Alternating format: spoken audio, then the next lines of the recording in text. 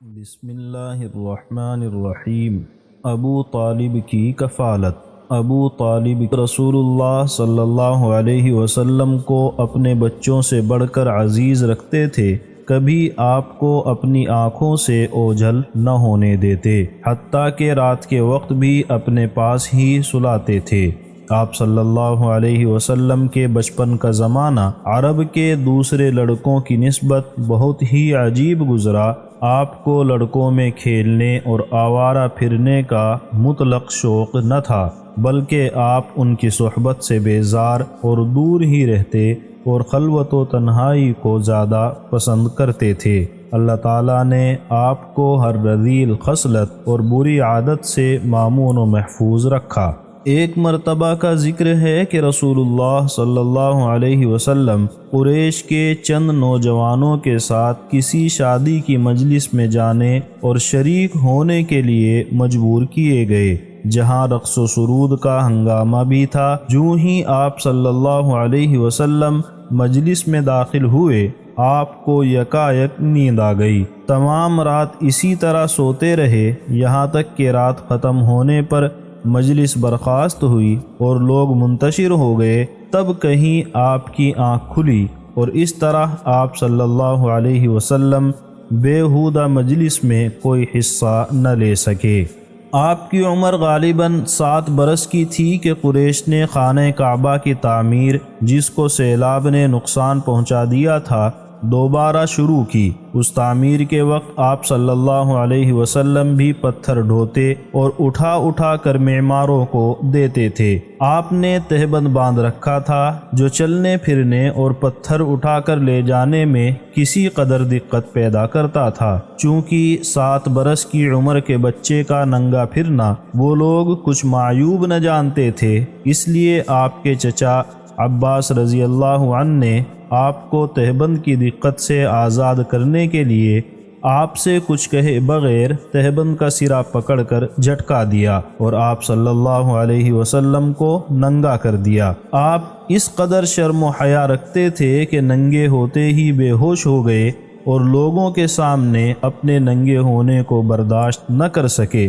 سب کو آپ صلی اللہ علیہ وسلم کی اس شرم و حیا کے معلوم ہونے سے تعجب ہوا اور فوراً تہبند باندھ دیا گیا۔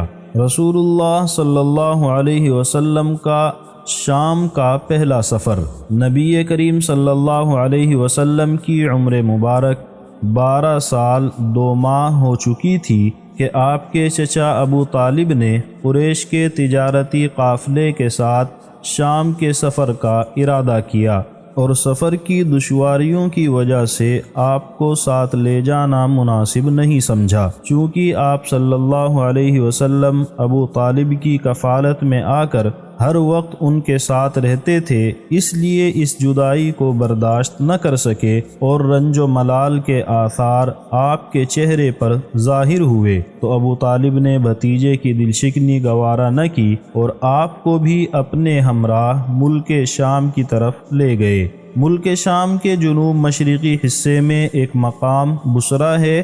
جب قافلہ وہاں پہنچا تو ایک عیسائی راہب نے، جو وہاں رہتا تھا اور جس کا نام جرجیس تھا لیکن لوگوں میں بحیرہ راہب کے نام سے مشہور تھا، رسول اللہ صلی اللہ علیہ وسلم کو دیکھا اور آپ کے پرنور چہرے پر نبوت کی علامات دیکھی تو پہچان گیا کہ یہی نبی آخر الزماں ہیں۔ بحیرہ ابو طالب کے پاس آیا اور کہا کہ یہ تمہارا بھتیجا نبی مبعوث ہونے والا ہے، اس کے اندر وہ علامتیں موجود ہیں جو نبی آخر الزماں کے متعلق توریت و انجیل میں لکھی ہیں، اس لیے مناسب یہ ہے کہ تم اس کو آگے نہ لے جاؤ اور یہودیوں کے ملک میں داخل نہ ہو، کہیں ایسا نہ ہو کہ اس کو کوئی نقصان پہنچے۔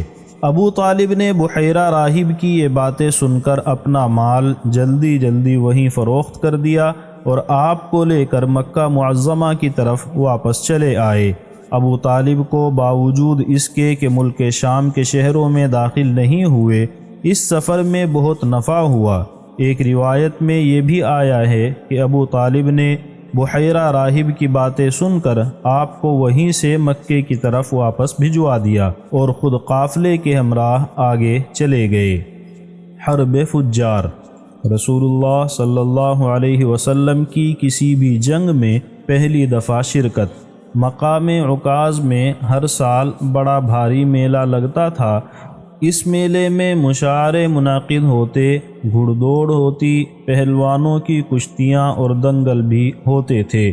عرب کے تمام قبائل جنگجوئی میں حد سے بڑھے ہوئے تھے اور بات بات پر تلواریں کھنچ جاتی تھیں۔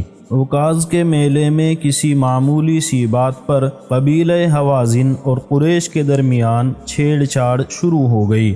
شروع میں تو دونوں قبیلوں کے سمجھدار لوگوں نے بات کو بڑھنے نہ دیا اور معاملہ رفع دفع ہو گیا، لیکن شرپسند لوگ بھی ہر قوم اور ہر زمانے میں بکثرت ہوا کرتے ہیں، جن کی شرارت کا نتیجہ یہ ہوا کہ معاملہ درست ہونے کے بعد پھر بگڑ گیا اور جدال و قتال کا بازار گرم ہوا۔ یہ لڑائی ماہ ذوالقعدہ میں ہوئی، اسی لیے اس کا نام حرب فجار مشہور ہوا، کیونکہ عربوں کے عقیدے کے مطابق ذوالقعدہ کے مہینے میں لڑنا سخت گناہ کا کام تھا۔